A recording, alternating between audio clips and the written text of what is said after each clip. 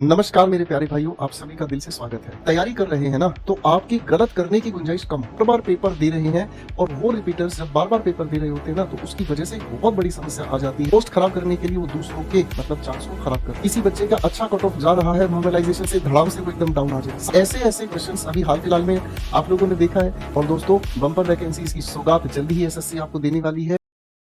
नमस्कार मेरे प्यारे भाइयों, आप सभी का दिल से स्वागत है। मेरे प्यारे दोस्तों, आप लोगों को ये पता है कि एसएससी सीजीएल ने रात 12 बजे एक धमाका किया। रात 12 बजे एसएससी सीजीएल की भाई कट ऑफ आप लोगों के सामने आ गई। अब यहाँ ये जो कट ऑफ है ना, अपने आप में रिकॉर्ड तोड़ हुई है। और इतनी ज्यादा ऊंची कट ऑफ जाने के क्या कारण है और किस तरीके से ये हालात बदल रहे हैं और किस तरीके से आने वाले स्टूडेंट्स को अपना माइंडसेट बदलना है। और जिन बच्चों का ये प्रयास जो अब की बार हो सकता है किसी कारण असफल रहा, हो सकता है उसकी उम्मीदें कुछ कह रही थी लेकिन वो सिलेक्शन से थोड़ा पीछे रह गया, तो बहुत सारी बातें मुझे आप लोगों के साथ करनी है। उम्मीद करता हूँ इस वीडियो को आप आखिर तक देखेंगे। मेरे प्यारे दोस्तों, सबसे पहले इस राइटअप से मैं आप लोगों को मिला देता हूं। करेक्ट रात के 12 बजे ये राइटअप आप लोगों के सामने पेश किया गया और जिसके अंदर हम लोगों को इस तरीके की कट ऑफ देखने को मिली। ठीक है जी, ये हमारे सामने एक लिस्ट है और इस लिस्ट के अंदर ये हमारे सामने जो है भाई एक लिस्ट दी गई है मेरे बच्चों, जिसके अंदर कट ऑफ पर अगर आप फोकस करेंगे तो कट ऑफ जिसमें हम यूआर कैटेगरी को 322, अगर ओबीसी की कहें 306, एससी एसटी भाई की कहें 285, 266। अब आप इस पूरे के पूरे राइटअप को अगर ध्यान से देखेंगे तो करीब इस पूरे के पूरे राइटअप में डिक्लेयर किया गया 18,174 लोगों को इस बार नौकरी दी है एसएससी ने। कितनी नौकरी दी है मेरे भाई? टोटल 18,174। और कैटेगरी वाइज भी बता दी है। ईडब्ल्यूएस को 1718, एससी भाई को 2762 भाई, एसटी भाई को 1606, ओबीसी को 4521, यूआर को 7567। और भाई ये और भी हमारी भाइयों की कैटेगरीज हैं जिनको भाई अब कट ऑफ के साथ हिसाब से आप लोगों को भाई अब सिलेक्शन यानी कि क्वालिफाइड डिक्लेयर कर दिया है डिपार्टमेंट ने। अब मेरे भाइयों, जब ये पूरे के पूरे पेजेस आप पलटते हो ना, तो यहाँ आपको पोस्ट कोड के अकॉर्डिंग, कैटेगरी के अकॉर्डिंग कट ऑफ आप लोगों के सामने यहाँ पर दे दिया गया है। मैंने आप लोगों के लिए थोड़ी सी मेहनत की है, इस कट ऑफ को फिल्टर कर दिया है आप लोगों के लिए। और कट ऑफ को जो फिल्टर किया ना मेरे भाई, आप इस चीज को मेरे साथ मिलकर ध्यान रखना। आप जब भी तैयारी करते हैं तो पोस्ट प्रेफरेंस आप लोगों को भरनी पड़ती है। और मेरे जब बच्चों, जब आप पोस्ट प्रेफरेंस भरने का काम करते हैं तो आप पोस्ट प्रेफरेंस की जानकारी नहीं रखते और पोस्ट प्रेफरेंस की जानकारी के बगैर आप वो भर भी देते हैं और वहां कट ऑफ के साथ जाकर खिलवाड़ होता है। मेरी बातों को बड़े प्यार से ध्यान से समझिएगा मेरे। देखिए, सबसे पहली जो हमारे सामने है B34 नंबर पर है असिस्टेंट सेक्शन ऑफिसर, जिसको एएसओ हम कहते हैं। और ये CVC mean central vigilance commission में है मेरे भाइयों। अब ये वाली जो पोस्ट है ना भाई, इसकी कट ऑफ गई है मेरे भाई 369। पहले मैं आप लोगों को बता देता हूं बेटा, आपका पेपर जाता है टोटल 390 मार्क्स का। अगर 390 में से मैं 369, यहाँ आगे लिखा है 0.47036, अगर इस कट ऑफ के हिसाब से, जो कि एक जनरल कैटेगरी की है, तो आप इसको देखने का काम करेंगे ना, तो नेचुरल सी बात है आप 90% प्लस आप यहाँ पर स्कोरिंग मानकर चलेंगे। यानी कि आज के समय में अगर आप तैयारी कर रहे हैं ना और टॉप लेवल पर अगर आप सोचने की कोशिश कर रहे हैं, तो मिनिमम आपको 94% पर टारगेट करना होगा। 94% का मतलब आप समझ के चलिएगा कि जब आप तैयारी कर रहे हैं ना, तो आपकी गलत करने की गुंजाइश कम हो। आप फ्रैक्शन ऑफ सेकंड में सोचें और सटीक सोचें। ठीक है बच्चे। फिर आती है हमारे सामने एक अगली पोस्ट B05, जिसका नाम है एएसओ असिस्टेंट सेक्शन ऑफिसर। ये रेलवेज में है मेरे भाई। इसकी कट ऑफ गई है 365। कितना मार्जिन है? 4 का मार्जिन है। B12 हमारे सामने है, ये एएसओ है भाई, कहां पर? Ministry of parliamentary affairs. इसमें 365, दोनों बराबर ही है। फर्क क्या है? 0 मतलब 0.03 का डिफरेंस है इस कट ऑफ में। ध्यान से देखिएगा। B06 असिस्टेंट, ये भी एएसओ है भाई, MEA में है। अधिकतर बच्चों को यही चाहिए होता है भाई। 362, ठीक है। 362 की आप कैलकुलेशन करके देखिएगा आपको कितने नंबर पर लड़ना पड़ेगा। अगर 3 ही नंबर ज्यादा है, आप इस कैडर में है। 3 ही नंबर ज्यादा है, इस कैटेगरी में है। अगर आप 7 नंबर ज्यादा, इस कैटेगरी में है। ठीक है भाई। सर B10 हमारे सामने आती है, ये एएसओ है जो अपने आप में MEITY। ठीक है भाई। अब ये वाली कितनी कट ऑफ? 362 बराबर टिक रही है। एक एक नंबर, दो दो नंबर से आप कैटेगरी में बदल जा रहे हैं। सर ये एएसओ हमारे सामने है इलेक्शन कमीशन ECI, और ये है 361।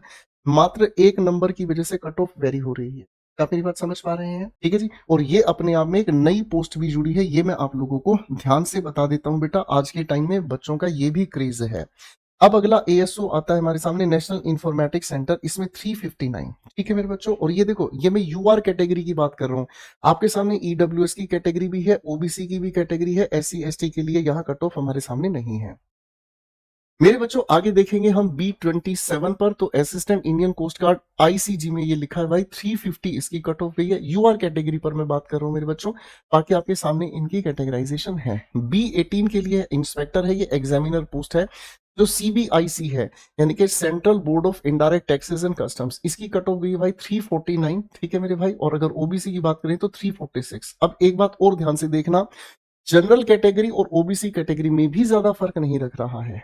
ठीक है ना, यहाँ पर जो आप लेयर वाइज भी अगर जा रहे हैं ना, तो अब ज्यादा फर्क नहीं रखा जा रहा, बराबर ही टिक रहे हैं भाई।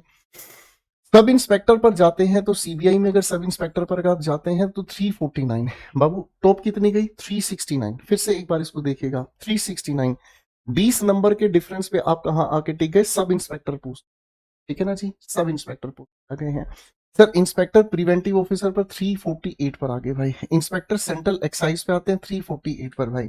Sub inspector national investigation agency NIA 348 पर। देखो अब ध्यान से समझने का काम करना, ओबीसी से कंपेयर करके देखो ज्यादा डिफरेंस नहीं है, ज्यादा मार्जिन नहीं है, बिल्कुल बराबर टेक रहा है। अब एग्जीक्यूटिव असिस्टेंट पर भी आ जाओ भाई।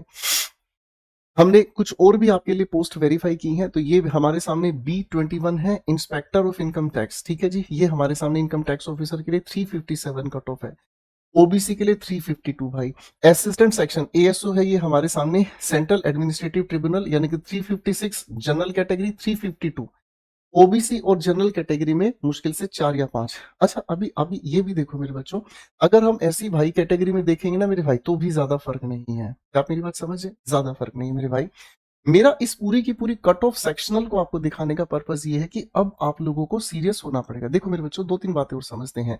ठीक है, ये हमारे सामने है ईडी डिपार्टमेंट में, असिस्टेंट एनफोर्समेंट में बहुत क्रेज है लोगों के बीच। ये 355 कट ऑफ लेकर आ रहा है, ओबीसी के लिए 352 और एससी भाई कैटेगरी के लिए आ रहा है मेरे बच्चे 342।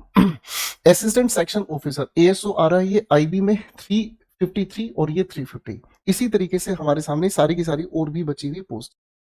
अब मेरे बच्चों हमारे सामने ना एक समस्या ये आ गई कि कट ऑफ आखिर इतनी ऊंची पहले जाती नहीं थी, अब कट ऑफ इतनी ऊपर जाने का रीजन क्या है? सबसे बड़ा रीजन हमारे को जो समझ में आता है ना मेरे बच्चों, सबसे बड़ा रीजन ये होता है ना, जो पहले से ही सिलेक्टेड स्टूडेंट्स हैं, वो सिलेक्टेड स्टूडेंट्स बार बार वो सिलेक्टेड स्टूडेंट्स बार बार यानी कि वो रिपीटर्स हो गए हैं, वो बार बार पेपर दे रहे हैं। और वो रिपीटर्स जब बार बार पेपर दे रहे होते हैं ना, तो उसकी वजह से एक बहुत बड़ी समस्या आ जाती है। क्या? बार बार पेपर देने की वजह से उनकी तो प्रैक्टिस ही हो रही है, उनके लिए तो वो पेपर देना एक मॉक टेस्ट के समान है, लेकिन वो उन बच्चों की पोस्ट खा लेते हैं जो बच्चे पहली बार तैयारी कर रहे होते हैं। मेरी बात समझ रहे हैं? यानी कि उन्होंने इसको एक ऐसा जंगल राज बना दिया है कि भैया हम ना तो खाएंगे और ना किसी को खाने देंगे। पोस्ट खराब करने के लिए वो दूसरों के मतलब चांस को खराब कर रहे हैं। उन सभी बच्चों से रिक्वेस्ट है, प्लीज ये रिपीटर्स वाले जोन से थोड़ा सा बाहर हो जाओ। भगवान ने हर किसी को पेट दिया है, हर किसी के नाम की रोटी बनाई है। अगर आपको भगवान ने एक अच्छी जॉब दी है, आप उस जॉब में अगर आप अपग्रेडेशन के लिए जा रहे हैं, आपका दिल से स्वागत है। उसी रैंक पर सिर्फ आप स्टेशन होम स्टेशन लेने के चक्कर में आप फाइट कर रहे हैं, तो आप उसकी वजह से दूसरे बच्चों के लिए बहुत बड़ी दिक्कत खड़ी कर रहे हैं। जो बच्चा पहली बार तैयारी कर रहा है, वो भी आप ही का भाई है, वो भी आप ही की बहन है, वो आप ही के जोन में आना चाहते हैं। लेकिन अगर आप अपना इतना बड़ा स्वार्थ देख रहे हैं कि उनको चांस ही नहीं देंगे, तो ये सच में एक चैलेंजिंग बात है, और ये बात अपने आप में एक हेल्दी इन्वायरमेंट क्रिएट नहीं करता। दूसरी समस्या पर आओ, लो लेवल ऑफ क्वेश्चंस। हम लोगों ने जितने भी क्वेश्चंस लगातार पिछले 2 साल में देखे हैं, पिछले 2 साल में हमने ये देखा है कि लो लेवल ऑफ क्वेश्चंस का इतना लल्लू लेवल दिया जाता है। पिछली बार सीजीएल मेंस के क्वेश्चन में अगर आप देखोगे तो सवाल में वी के साथ हैज लिखकर आपसे पूछ रहा है, इसमें एरर क्या है? अब ये जो लो लेवल ऑफ क्वेश्चंस देखने को मिलते हैं ना, ऐसा नहीं है कि सभी के सभी क्वेश्चंस लो हैं, नहीं नहीं नहीं नहीं। पहले इस बात को ध्यान से समझना, अगर आपके 45 क्वेश्चंस देखने को मिल रहे हैं, तो 45 क्वेश्चंस में से करीब करीब 32 से 38 क्वेश्चंस इतने हल्के दिए जा रहे हैं कि बच्चे का ये ओवर कॉन्फिडेंस उसे मार देता है कि यार मुझे तो सब कुछ आता है। क्या आप मेरी बात समझ पा रहे हैं? बचे हुए जो यहाँ से करीब करीब 7 से 8 क्वेश्चंस है ना, यही वो क्वेश्चंस हैं जो गेम को डिसाइड करने वाले हैं। ये 7 या 8 क्वेश्चंस ही ऐसे हैं जिसको बच्चा बाद में चैलेंज करता हुआ ढूंढता है। आर्टिकल ए आएगा, द आएगा, उलझता रह जाएगा, फंस जाएगा। मेरी बात समझ रहे हैं? तो यहाँ पर आप लोगों को कॉन्शियस होना है। अगर आप पहली बार तैयारी कर रहे हैं तो चुपचाप से एक कोर्स को कंप्लीट पढ़ें। कोर्स को कंप्लीट पढ़ने का आपको बेनिफिट 100% मिलेगा। आपको एग्जामिनेशन की सारी अच्छाई और बुराइयों के बीच से टीचर घुमाएगा। आपको हर वो रास्ते पर बताएगा टीचर कि बेटा यहाँ पर नंबर कटते हैं, यहाँ आपको कॉन्शियस होकर चलना है, वरना आपके मार्क्स ये जो सवाल है ना यहीं पर डैमेज होते हैं। आज के समय में सिलेक्शन ना लेने का सबसे बड़ा कारण क्या है? एक बच्चे के अंदर ओवर कॉन्फिडेंस भर दो, वो बच्चा तैयारी करनी ही छोड़ देगा। तीसरा एक ऐसा सांप जब ये आया था तब से इसके खिलाफ मैं और नीतू सिंह इन चीजों के खिलाफ हमेशा से बोलते आ रहे हैं। मैं धन्यवाद करूंगा नीतू मैम का कि वो हमेशा बच्चों के भले के लिए सोचते हैं। उन्होंने सबसे पहले, और हम जब उन्हीं के साथ ही पढ़ाया करते थे तब सबसे पहले उन्होंने इस बात के खिलाफ आवाज उठाई थी कि नॉर्मलाइजेशन एक ऐसा सांप है जिसका ना तो मुंह पता चलता और ना इसकी पूंछ पता चलती। ये कहां से कब किसको काट ले, किसी बच्चे का अच्छा कट ऑफ जा रहा है नॉर्मलाइजेशन से, धड़ाम से वो एकदम डाउन आ जाए, सांप सीढ़ी वाला खेल हो जाता है। तो इस चीज को समझना होगा। एसएससी इस नॉर्मलाइजेशन को जस्टिफाई कर दे, हम एक बार ये समझा दे कि एग्जैक्टली ये किस लेवल पर नॉर्मलाइजेशन आप बना रहे हैं। अगर नहीं बता पा रहे हैं तो फिर नॉर्मलाइजेशन के पैटर्न की बजाय ना पेपर के कंडक्ट करने के पैटर्न को ठीक कर दीजिएगा। ठीक है जी, गॉट इट। अब इसके बाद एक अगली बात आती है, भाई एसएससी के जो क्वेश्चन बैंक की अगर हम बात करते हैं, यानी कि जो एसएससी का जो क्वेश्चंस का लेवल है वो तो बहुत लो है, जिसकी वजह से बच्चा ओवर कॉन्फिडेंट होता है। लेकिन जब क्वेश्चंस के अंदर मिस्टेक्स देखने को मिल जाती हैं तो भगवान कसम रोना ही आ जाता है, रोना ही आ जाता है। ऐसे ऐसे क्वेश्चंस अभी हाल फिलहाल में आप लोगों ने देखा है। सीपीओ की आंसर की मैंने डिस्कस की है, सर 4-4 5-5 क्वेश्चंस गलत उठा के रखे हुए हैं। देखो एसएससी को अगर कोई दिक्कत है कि क्वेश्चन अच्छे सेलेक्ट नहीं कर पा रहे हैं तो आप अच्छे अच्छे टीचर्स से कांटेक्ट कीजिए। अच्छे अच्छे टीचर्स हमेशा अवेलेबल हैं, क्योंकि हर कोई यही चाहता है कि किसी भी पद पर, किसी भी पोस्ट पर अगर कोई बच्चा काम करे तो ऐसा बच्चा ही उस पोस्ट पर जाए जो उसके लिए सच में योग्य हो। ऐसे बच्चे के लिए जरूरत नहीं है, ऐसे बच्चे के लिए जरूरत नहीं है जिस बच्चे को तुक्के लगाने से उसका सिलेक्शन हो रहा है। तो भैया ऐसे किसी भी क्वेश्चन को अगर आप लेकर जा रहे हैं तो वो अपने आप में पूरी तरह से गलत है। ठीक है बच्चों, तो जितनी भी गलतियां एसएससी अपने क्वेश्चंस की करती है, मेरा तो ये मानना है वो सभी के लिए ग्रेस मार्क्स दे।